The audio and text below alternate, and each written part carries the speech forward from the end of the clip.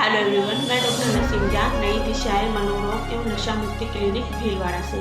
आज हम बात करेंगे डिप्रेशन के कारण के बारे में। कई बार पेशेंट के रिलेटिव्स आते हैं, वो कहते हैं कि इसको कोई स्ट्रेस नहीं है, काम ठीक चल रहा है, कोई फाइनेंशियल प्रॉब्लम भी नहीं है, घर पर भी कोई परेशानी वाली बात नहीं है, उसके बाद भी ये पता नहीं क्यों उदास रहता है या डिप्रेशन में जा रहा है।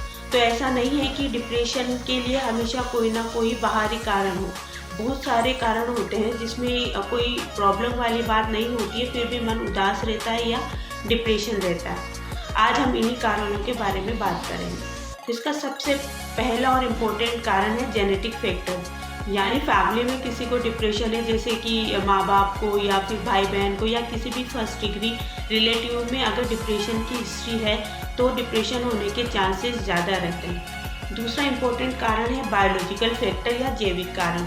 ब्रेन में कई तरीके के न्यूरोट्रांसमीटर होते हैं जो कि खुशी, एक्साइटमेंट, उत्साह, इस तरह की फीलिंग्स के लिए रेस्पॉन्सिबल होते हैं। मेनली 3 न्यूरोट्रांसमीटर, सेरोटोनिन, डोपामिन और नॉरएपिनेफ्रिन, इसकी डिस्टर्बेंस के चलते डिप्रेशन की हिस्ट्री पेशेंट में हो सकती है। इसके अलावा थायराइड हार्मोन व कोर्टिसोल के लेवल में असामान्यता की वजह से भी डिप्रेशन हो सकता है। तीसरा जो इम्पोर्टेंट कारण है वो है स्ट्रेसर, यानी कि कोई बाहरी तनाव या स्ट्रेस की वजह से डिप्रेशन हो सकता है। तो किसी लव्ड वन की डेथ हो या ब्रेकअप की हिस्ट्री हो, कोई फाइनेंशियल लॉस हो या इसी तरह की कोई मेजर प्रॉब्लम हो तो वो भी डिप्रेशन को जन्म दे सकती है।